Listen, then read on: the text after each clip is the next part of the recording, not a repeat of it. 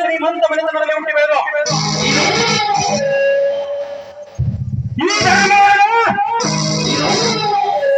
ಏಳಂತೆ ನಡೆಯಬೇಕು ಈ ಊರಿನ ಕಾರ್ಯಗಳು. ನಾ ಹೇಳಂತೆ ನಡೆಯುತ್ತಾರೆ ಅವರನ್ನು ಮತ್ತೆ ಹಾಕಿ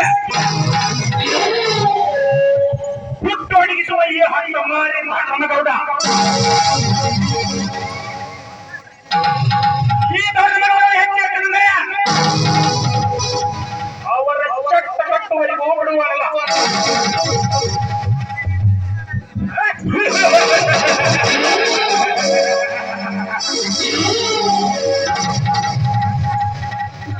ಈ ಚಿನ್ನವಯ ಸಂಪತ್ತಿಂದ ಬದುಕಿದ ಈ ಧರ್ಮಗೌಡನಿಗೆ ಕಾಡುತ್ತಿದೆ ಒಂದೇ ಒಂದು ಚಿಂತೆ.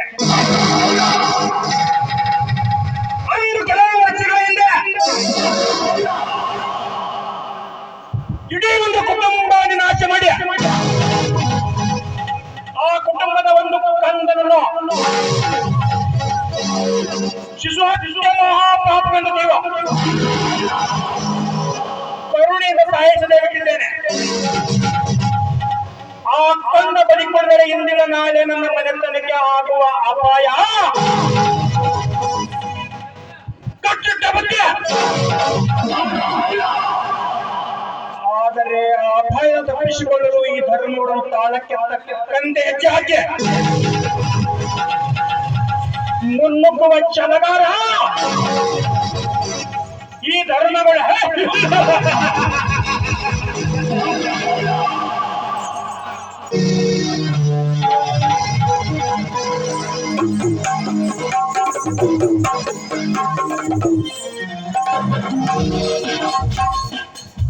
ನಮಸ್ಕಾರ ಗಣಿಗಳಿಗೆ. ನಮಸ್ಕಾರ ರಾಕೇಶ್. ಇನ್ನು ಮುಂದೆ ನಿಮ್ಮ ನಮಸ್ಕಾರದಿಂದ ನನಗೇನು ಪ್ರಯೋಜನ ಇಲ್ಲ. ಮೊದಲು ನೀನು ನಿನ್ನ ತಂದೆ ತಾಯಿಯರ ಮಾಡಿದ ಸಾಲವನ್ನು ಕೊಟ್ಟು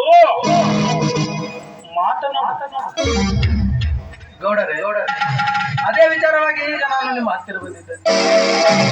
ಈಗ ನಮ್ಮ ಪರಿಸ್ಥಿತಿ ತುಂಬಾ ಹೀನಾಯವಾಗಿದೆ. ತಾವುಗಳು ನನ್ನನ್ನು ತಮ್ಮ ಹತ್ತಿರ ಕೆಲಸಕ್ಕಿಟ್ಟುಕೊಂಡು ನನ್ನ ದುಡಿಮೆಯಲ್ಲಿಯೇ ತಮ್ಮ ಸಾಲವನ್ನು ಮುಟ್ಟಿಸಿಕೊಳ್ಳಿಗಳು. ನನ್ನಲ್ಲಿ ಎಷ್ಟೋ ಜನ ಕೆಲಸಗಾರರು ಕೂಲಿಯಾಗಿ ಕೆಲಸ ಮಾಡುತ್ತಾ ಬಿದ್ದಿವೆ. ನಿನ್ನನ್ನಿಟ್ಟುಕೊಂಡು ನಾನೇನು ಮಾಡಲಿ? ಈಗ ನನ್ನ ಹಣ ತಂದು ಕೊಡ್ತೀಯೋ ನಿನ್ನ ಜೊತೆಯಲ್ಲಿ ಬಂದಿರುವ ತಂಗಿಯನ್ನು ಕೊಟ್ಟು ಹೋಗುತ್ತೀಯೋ ವಿಚಾರ ಮಾಡೋ. ಏನಂದ್ರೆ ಊರು ಗೌಡ್ರು ಅಂತ ನಮ್ಮಣ್ಣ ನಿಮಗೆ ಗೌರವ ಕೊಟ್ಟು ಮಾತಾಡ್ತಾ ಇದ್ರೆ ಜೊತೆಗೆ ಬರೋ ತಂಗಿಯನ್ನ ಬಿಟ್ಟು ಹೋಗುವಂತ ಇದೆಯಾ? ಈ ರೀತಿ ಅವಮಾನದ ಮಾತಾಡೋದಕ್ಕೆ ನಿನ್ನ ದೊಡ್ಡಸಿಗೆ ನಾಚಿಕೆ ಆಗೋದಿಲ್ವಾ? ಖಡಕ್ಕಾಗಿ ಈ ಸಮಾಜದಲ್ಲಿರುವ ಅಣ್ಣಂದ್ರೆಲ್ಲ ತಮ್ಮ ತಂಗಿಯನ್ನ ನಿಮ್ಗೆ ಗಂಟು ಕೊಟ್ಟು ಹೋಗ್ಬೇಕಾ? ಸ್ವಲ್ಪ ನಾಲ್ಗೆ ಬಿಗಿಯದ ಮಾತಾಡೋದನ್ನ ತಗೊಳ್ಳಿ. ನಾನೇ ಕಲಿಸ್ಬೇಕಾ?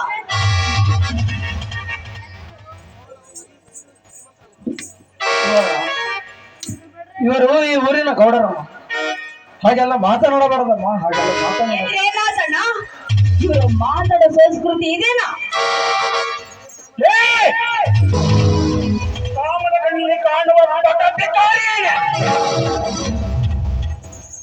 ನಿನಗೆ ಎಷ್ಟೊಂದು ಸೊಕ್ಕೆ,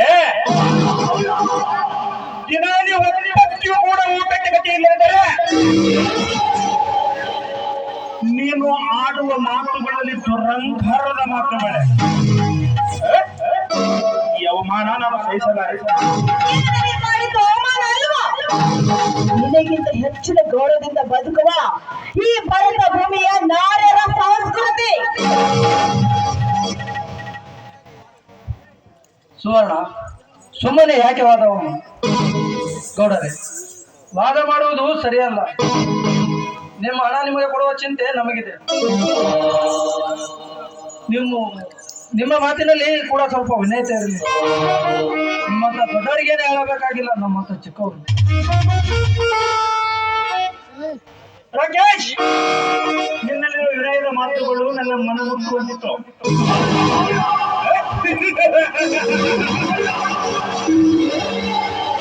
ರಾಕೇಶನ ಜೊತೆಯಲ್ಲಿ ಬಂದಿರುವ ಈ ಹೆಣ್ಣು ಸುಂದರ.